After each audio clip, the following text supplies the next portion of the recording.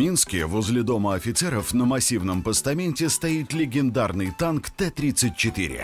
Именно на такой боевой машине 3 июля 1944 года в город въехал младший лейтенант, командир танкового взвода Дмитрий Фроликов. Головной танк взвода был подбит на самом подъезде к городу.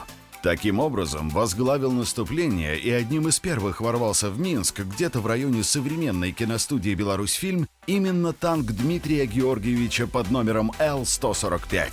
В эфире тогда прозвучали его слова: «Я, Фроликов, нахожусь в Минске».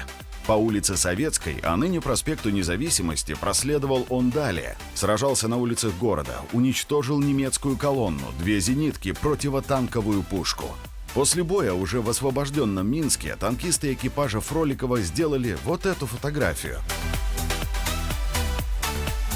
Дальнейшая судьба младшего лейтенанта хоть и героическая, но печальная. Он погиб в Восточной Пруссии 2 февраля 1945 года за несколько месяцев до победы.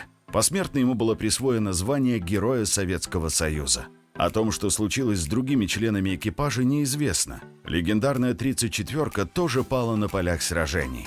На постаменте же стоит машина, идентичная той самой, фроликовской. Это не модель, не муляж, а настоящий боевой танк. Подтверждение тому — заплатка на обшивке танка, свидетельствующая о том, что он был подбит либо горел. Танк был найден в послевоенном Минске возле оперного театра и в 1951 году установлен возле Дома офицеров, став настоящим символом освобождения столицы.